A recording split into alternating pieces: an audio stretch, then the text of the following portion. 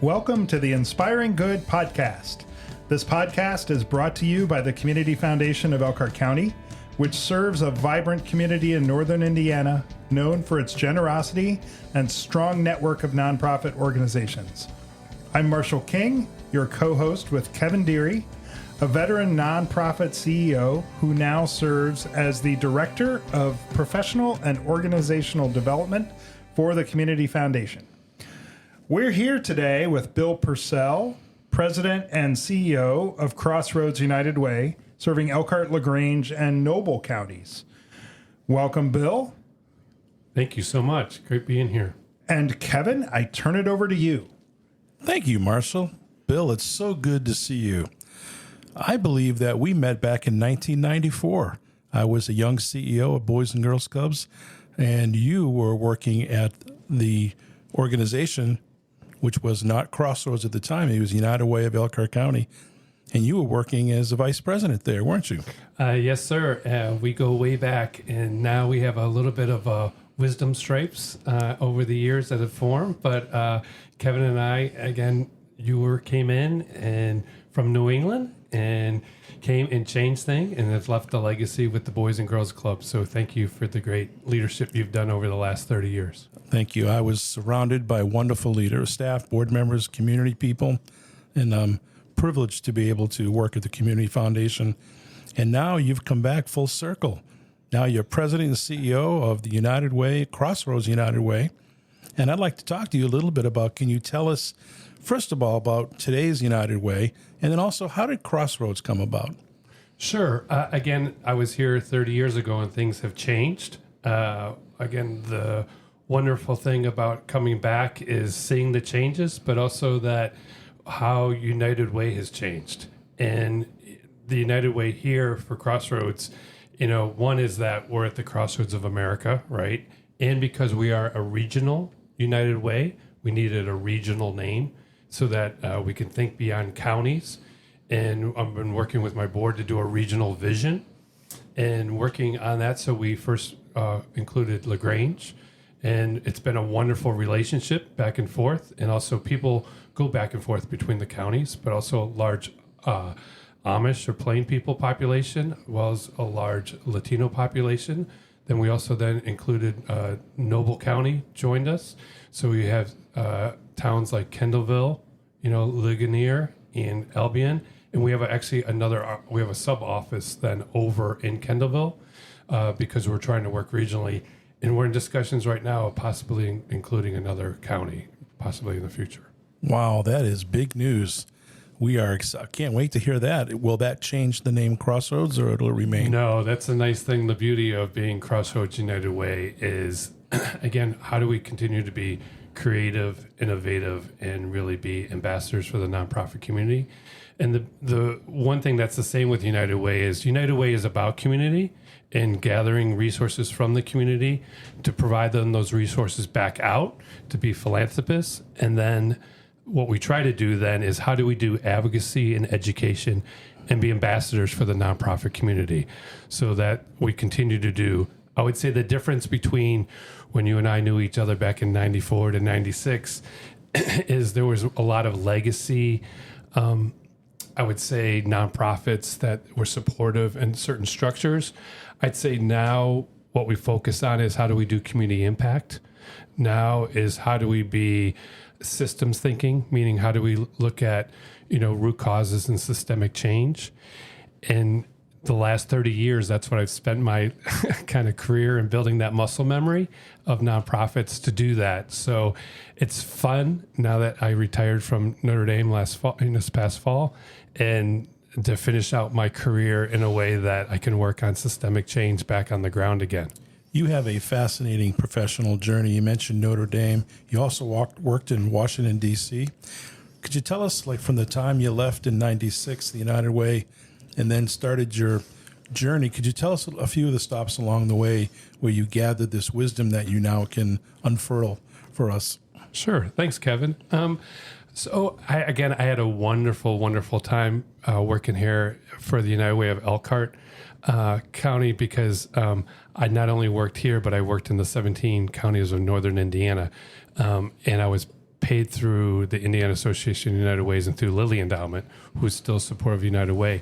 Well, having 17 counties, that was exciting because it was a regional approach of trying to do, again, empowerment and development. Well, I left here from the 17 counties. I went to Washington, D.C. because my new territory was the eastern half of the United States. I went and worked for the U.S. Catholic Conference of Bishops. So the Roman Catholic Church they have a program called Campaign for Human Development, which is now Catholic Campaign for Human Development, which looks at systemic change.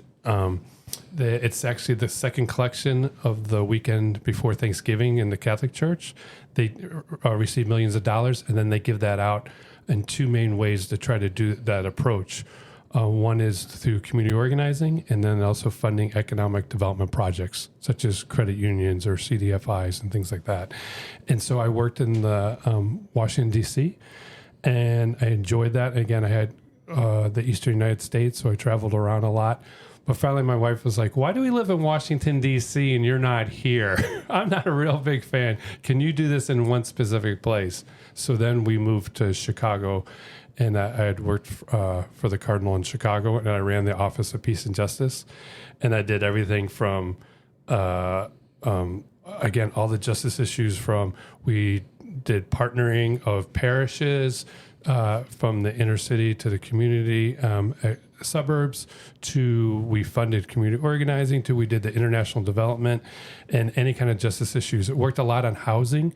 Actually got a lot of money from the MacArthur Foundation and Chicago Community Trust that would we would do the systemic change issues around that, so that when Catholic Charities would do the bricks and sticks, they wouldn't run into the NIMBYism or the different issues, because we had already worked with both the local community as well as dealing with the politicians and the aldermen and things like that. So, and then from Chicago, then I was actually recruited to come to the University of Notre Dame by the head of the Center for Social Concerns. The Center for Social Concerns was founded in 1983 to work on the experiential education and kind of social justice education for Notre Dame. And so I was brought in to run a minor, to teach, but also to run the day-to-day of the center. And so I did that the last about 19 years. And then came back here October 2nd to replace Bill Reith. So they replaced him with another Bill Purcell. We both have 2 sons and a daughter. We both have an MDiv. There are so many similarities, it wasn't even funny. I'm like, did they have a little checkbox that they went through? But it's wonderful, again, to be back here in Elkhart County. If you are so close to Bill Reith, do you also have a Klingon name? No, I do not. I'm not a Star Trek fan. I'm originally from Buffalo, so I'm a hardcore Buffalo Bill recovering fan as well as a Sabre fan. So, do you tell better jokes than Bill Reith normally tells? I do not do dad jokes. Okay. Well, Bill Reith obviously was a legend here in our county for 25 years as leading our local United Way, and also did all the legwork to open up Crossroads to happen and to bring in those communities of LaGrange and Noble County. I've worked a little bit in LaGrange and Noble County, worked with Junior Achievement, pulling the Junior Achievement, East Noble, West Noble, Central Noble together. So I know that community is split into threes very much based on their high schools. I also did some work with the public library to help build that public library, just helping some friends over in LaGrange. You know, that brings one of the changes that we as nonprofits face is how we are structured as board members and through governance. There's a lot of regionalization that's happening across the country. We're seeing here in Elkhart County, it almost blurs the lines. You can work with the Elkhart County Community Foundation if you're serving Elkhart people, but it's amazing how many nonprofits have actually regionalized now, including our own Crossroads. Correct.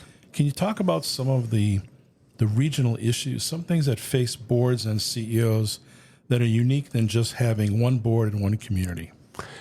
Yeah, the reality is, because, again, things become larger and you're dealing with problems that are regional that you can only do sometimes regionally, within that. And so we all know, for instance, there's education issues in each of our areas. But we're also trying to do, early education, and doing that regionally is much better, because the reality is, for instance, Indiana, they're passing laws. There's different things that get done, and we're working with the politicians. We're working with the systems. So some of the folks I work with, whether it be things like MACOG, like the Michiana Area Council on Governments, the Elkhart South Bend Partnership, a lot of the organizations I work with are not just the Chamber of Commerce, for instance, of Elkhart, but I'm working with all those chambers of commerce. I'm working with Olivia, who's the community foundation person, over in LaGrange County, and Margarita, who's the community foundation, because we're dealing with all of them. Because the issues, and that's what I'm working on right now with the board, is how do we look at these things regionally? So, for instance, how do we look at a coalition of the Latinx community? And so they've been talking with each other on the People's Latino Leadership Institute. And so they're looking at regionally is how do they develop leaders? And they don't just want it one county, they want regionally. So talking to those different folks like Gilberto Perez and Manny Cortez is because they're working things regionally. So then I talked to Juan Constantino over in South Bend. And so I'm talking to multiple counties and working on how do we do this, regionally, and we have an impact on issues of housing, education, that you can't just do within a county, because the lines don't stop there, especially when many of the folks, the way they work, they cross lines. Many of the decisions that get made are across counties. So that's why you have organizations like a MACOG, because we're talking about the region. So in issues of jobs, issues of inflation, issues of skilled labor, right? That crosses lines. Including state lines. Yes. We have a lot of Michigan residents that work in all three of the counties that you serve. So with your board of directors, you're looking at shaping regional policy as much as impact to family and kids. Exactly. But you still serve families and kids. Yes. Which is so important. Can you talk a little bit about some of your programs? Sure. So again, as much as anything else, and again, reminding folks that United Way is, we raise funds, right? Resource development. And so the board has to help with that in multiple ways. Then we act as philanthropists. But the way that we do philanthropy is the board and community members, they decide where the money's going. It's not up to Bill Purcell, right? So that means they have had a sense of what is systemic change, what is an understanding of what does that mean to do that, because they're helping to make the decisions, and I can't make those decisions for them. I got to do those decisions with them, right? And so making them understand that, how do we do that? So they have to take ownership. It means I do really need their time, talent, and treasure, all three of those, because the one thing you'll get oftentimes is, well, I can be on a board or I can be on a committee, but I've got a lot of commitments. And we all have a lot of commitments. And of course, busy people are the ones we like to take. But how do we really look at, if we're going to address the community issues, we really need people from the community to have a role within that, overall within that. And if we're going to be ambassadors of the region, then we need to be able to, for a little thing, for instance, is having our board meetings in different counties, right? So they have a sense of that. They can talk about it, but don't have an understanding. We have to make sure there's representation from each county on the board, because those people have, different understandings. Is there a percentage between the three? Is it based on community size? Yeah, so we kind of have a community size overall within that, so that, again, Elkhart County would be the dominant where the folks are, but then I would say Noble County, and then LaGrange County.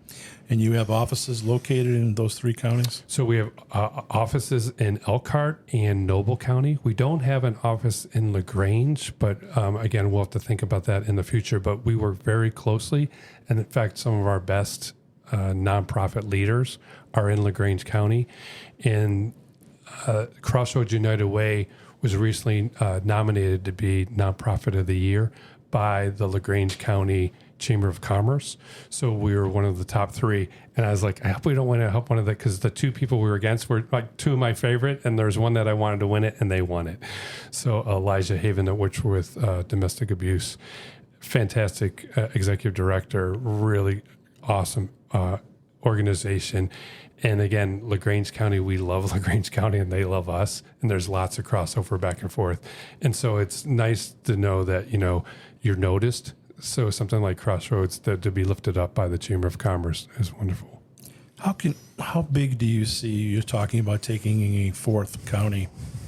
At what point does it get governance-wise, and not only that, but your staff, the stress that comes with that? Yeah, I know there's pros and cons. We talked about that just last week.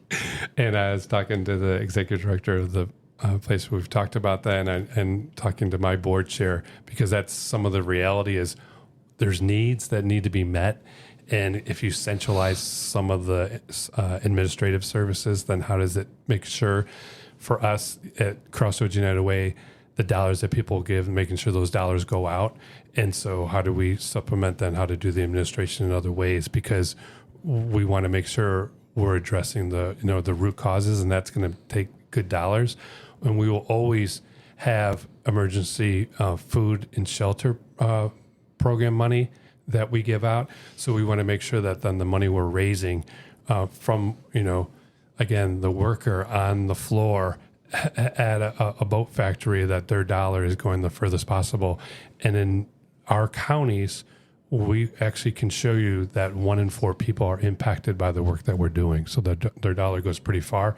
And I'd say you probably don't want to, I'd say we could probably go up to 5 counties, maybe 5, 6, 7, but I wouldn't want to go beyond that, because you want to make sure that, again, you want to make sure you're continuing the personal touch. You want to make sure that there's representation and true voice.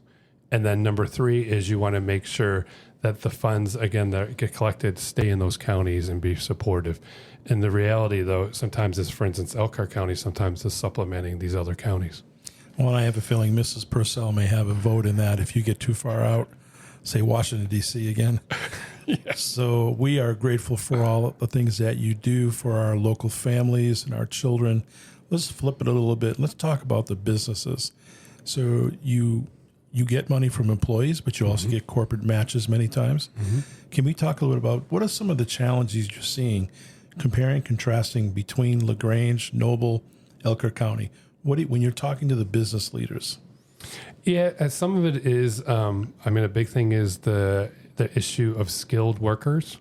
Some counties have more than others, or they're losing their workers to other counties. Again, the human resources. There's also the issue, like in this region, you have 50,000, plain people, Amish people. And so the impact they have, and they work on a cash economy, and that just causes a different way of addressing issues, and about some people saying, taking care of your own, but how do you make sure you're building community? How do you make sure everyone has voice? So for instance, one of the things at Crossroads we've talked about is how do we make sure there's more Amish voice on our committees. Within that, how do we have more Latinx voices, Latinos, Latinas, making sure they have impact? Because if you go to a place like LaGrange County, just go to the Corn School. Corn School has been going on since 1870s, and we participate in that. And we actually coordinate a kids parade. About every third vendor is Hispanic, Latino, right? So, can you talk a little about, for those of our listeners who aren't familiar with corn dance, could you talk a little bit about that? So Corn School was started in the 1870s, and it was actually teaching children how to do corn development and harvesting, and so it's been going on since then, and I think it had the support of Purdue, and it's been a long tradition. And so it's in October every year during harvest time, and so it's educational, but it's also a way of bringing the community together, because again, part of economics is also quality of life, right? So what they're trying to do with Corn School is how do they build that community? And so it brings out the Amish community, the Latinx community, brings out everyone. So they cut off downtown LaGrange in the county, and people come from all over the county, and they have fair and food and events. And we actually do a Kids United evening, and we do a parade and have the kids dress up, and we're a sponsor. We get corporate sponsors to support that. That's great. Bill, what can you update us a little bit on where things stand with the Alice Family Initiative that United Way has been so integral in Elkhart County? Sure. Just so you know what ALICE is. So ALICE is a term. Essentially, it's the working poor. But ALICE stands for Asset Limited Income Constrained Employees. Those would be the folks that would be from poverty line to really just barely making it. And that number then becomes a much greater number than just the people in the poverty line, because those are the people that are, one refrigerator breaking down, their car breaking down, bad hospital bills, and they're definitely go below the poverty line. And so what we do is we actually look at the numbers of Alice families, and then how do we try to direct the funding that we have, and how do we measure? So one of our goals, for instance, is to help at least 150 Alice families to move beyond that, right? The Alice level. So it'd be like having someone pass the poverty rate is having someone move past that Alice level. And the way that came about was that the United Way of North Jersey worked with Rutgers in developing the metrics for that.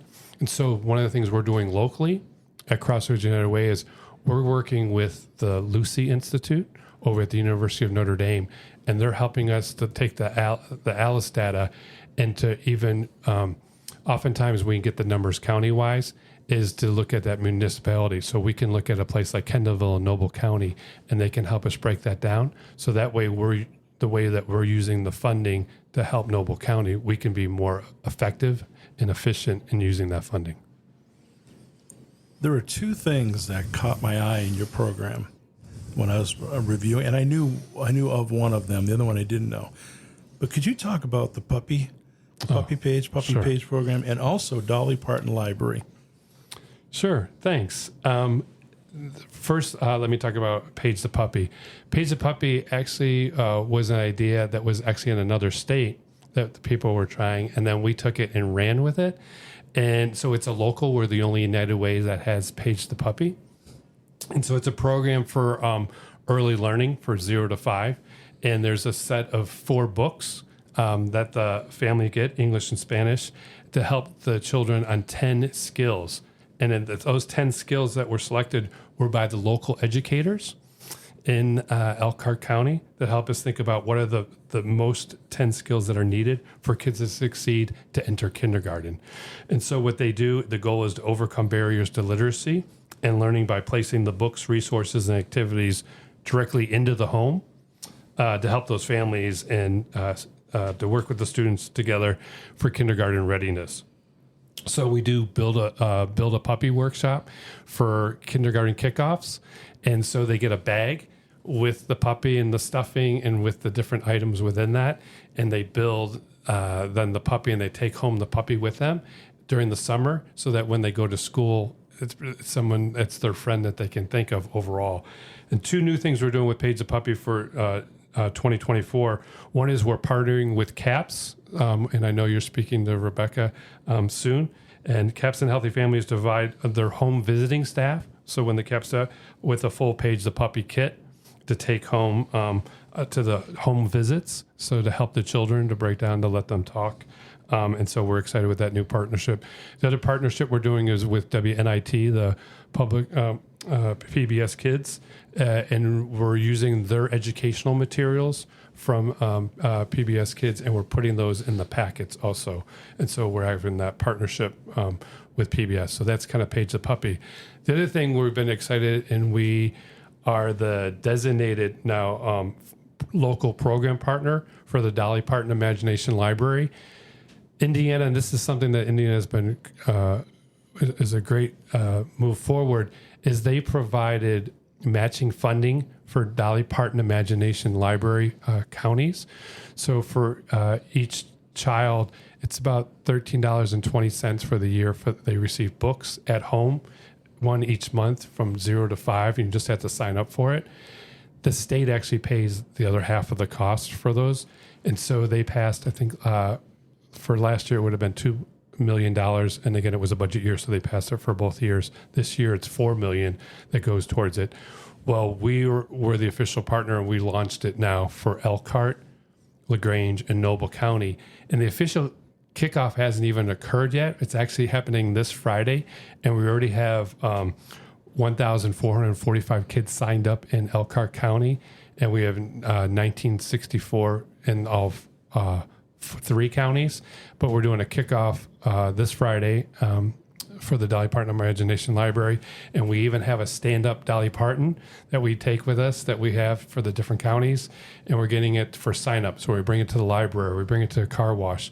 So we're going to bring it Dolly to different places. You can get your picture with her, and you can sign your kids up. And so it would be a type of thing that we'll take to the Elkhart County Fair. Those picture opportunities with Dolly, is that only 9 to 5? Yeah. Oh, wow. Kevin's on a roll. He is. Yeah. Couldn't resist. Yeah. And Bill, so this will likely air after the official launch, but people will have opportunities, like you said, over the coming months to sign up and our jump goal, into this program. Our goal is to get 22,000 children signed up, so we'll just keep, and so we're willing to go anywhere. So if people are interested, and especially businesses to have us host, or libraries or public places, please contact Crossroads United Way. Come to our website and reach out to us. And Jill Yoder, our volunteer coordinator, is coordinating where Dolly's going for those signups. Some places will just go for an hour or 2 hours, but the main thing is getting families to sign up because it's something free. There's low barrier. The books come, and there's books in Spanish and English. And this is a key initiative of Building Strong Brains, or a key part of the initiative Building Strong Brains, which is a cooperative of the Community Foundation and United Way and 3 other institutions who have come together to help early childhood kids getting ready and having the skills they need when they arrive in kindergarten. And I know that on that initiative side, there's a lot of excitement about this Dolly Parton Library and what it could mean for kids in our area. Correct. And they're a great partner and great resources. And the wonderful thing is the Dolly Parton Imagination Library coordinator for Northern Indiana is actually from Noble County, Kendallville. In fact, she's even going to be the MC for our Power of the Purse at that county. So that's nice. We have a local support that's also statewide. Speaking of Powered by the Purse, you also have a large fundraiser, which is very unique, called the boat race, which I have participated in both as captain of a boat, also a lifeguard going out to pull people out after their boats may have fallen apart. I've just been a volunteer every day, and I have probably been there every year, but last year because of travel. But tell us a little bit about the boat race. The boat race is one of the biggest fundraiser events that Crossroads United Way does. So we do different things in different counties. As you know, we talked about doing Corn School in LaGrange County. We do Power of the Purse in Noble County. Well, in Elkhart County, every August, now we do the boat race. This year it'll be Friday, August 18th, or 16th. And what it is, it's a cardboard boat race. So again, we folks have to get cardboard, and they can use duct tape, and they have to make a boat, and it has to be a 2-person boat.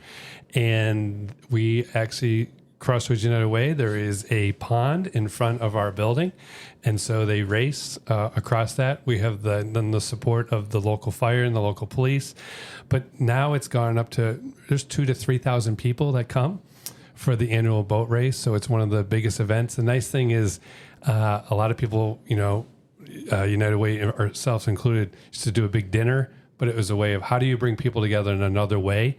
And that raises almost $150,000. And it's a one-day event. And so it's a wonderful event that it's almost like a giant tailgater where folks come, they spend the day, and then they can sponsor different boats and use it as fundraising. And it's a way to involve even some people maybe who won't be comfortable with something like a workplace campaign, but they would be participating in an event like this, a special event, and being sponsors. And I have seen over the years some very strongly engineered cardboard boats. Yes, there's a lot of thought that go into these boats. In fact, I was at Ivy Tech recently, and some of the folks there were saying it wasn't fair. Our first year we went up there and we were like, these people are serious. They take some serious boats. I mean, and they build monsters out of them. They did all different types of themes, and they realized that they had like their engineering team at their RV industry work on how to build the strongest boat possible. But there are rules. There's a whole packet, and there's different things they can and cannot do. And so, we want everyone to be safe. But really, it's a fun day. It's a day that people come out. So I was. United Way was talking to me, trying to bring me here to Crossroads. So like, come to our boat race. So I went. That was one of the selling points why I thought I got to come back. If nothing else, I got to participate in the annual boat race. So I want to go back to boards. Could we talk? What is your vision of a highly effective board of directors that is now regionalized? Sure. For me, the board of directors, you need to have a really strong executive committee. So because you need that strong executive committee to be able to talk to you. So I think communications with that executive committee on a regular basis, and they better be hands-on because you're dealing with such a region and there's lots of different issues that come up. For instance, a county coming saying, hey, you guys, we like what you're doing. Can we join you? Well, I can't make that decision alone, even for the staff. I need to do that with the board. And as I tell my board, you're the bosses. That means I need you to work. So I think that I need them to be creative, innovative. I need them not to do management. That's my job, to do management, but I need them to do the governance. I also need them to be involved in the committees. Those committees are set up so that we can share the work so that they don't get overwhelmed. And those committees are key in making sure that the communication is regular. With myself, I do a board bulletin every 2 weeks that goes out to them, letting them know where things are with all the different counties or the different elements that are occurring. I have regular meetings with my board chair, making sure at least every month, we're touching base. Our board just meets every other month overall. But again, wanted to make sure it's not a show and tell. It's not me there to tell them, and do PowerPoints. It's for us to discuss and to solve problems, especially when we're trying to address things systemically. And so I really need their brain power. And then I need their resources. So they need to give, they need to practice their duty as a board member because their fiduciary responsibility. I've been a lot of boards myself, and I've had to do some really tough things. And so I need that board to have their muscles flexed so that they can be involved in case for the good things that happen as well as the bad things. And I need them to show up. It's only fair, of course, I ask now, what's your vision, or how do you define a highly effective CEO and president of a not-for-profit today? I think number one is being relational. One of the things is being flexible. I mean, things are changing all the time. Just look at technology, right? The different resources and how they change all the time. For instance, I'm trying to talk to both my board and my staff is how do we think of things like artificial intelligence, and that artificial intelligence can make our job easier, right? So unless you have the flexibility and are open to that different ways, I think that's going to make you a better organization. Okay. So, Bill, in your time since you've come back to Elkhart County, I'm curious what has given you the most joy or delight, and I'm curious what you're hopeful about. And I ask these two questions as we wrap up today's conversation. Sure. Again, it's the people, it's the community. I get to get up every day and I get to go around the community and see things like Habitat for Humanity. I've gone to, 5 house blessings and openings, around the holidays. I get to go over to LaGrange County and see a new health clinic for the Amish community that's been built to help them with particular things that are unique to their community for their health. I get to go over to Noble County and see a family center that's helping women with domestic violence and trying to think long term about how to give them stable housing. So for me, I get to meet beautiful, wonderful people who are problem solving and making us communities where we can thrive and not just survive. So that not only gives me joy in my heart, but it also gives me hope with all the different dark things that are happening. I've been, just in the past year, I've been to Bangladesh. I've been to multiple different places, and I've seen some really tough things. We get to go every day out in Elkhart and Noble and LaGrange County, and we get to see the beauty of success. Thank you so much for joining us today, for being part of this conversation. This show is a production of the Community Foundation of Elkhart County. It's powered by equipment from Sweetwater and recorded at We Impact in the Elkhart's River District. Editing is done by the award-winning communication students at Goshen College, home of one of the best college radio stations in the nation. Listen to Globe Radio at 91.1 FM. Learn more about the Community Foundation of Elkhart County at inspiringgood.org. You can follow us on Facebook, Instagram, and LinkedIn. Music for the show was provided by Ray Caldwell, one of the Community Foundation's amazing staff members. Thanks for listening. We hope you are inspired and inspire good in your community.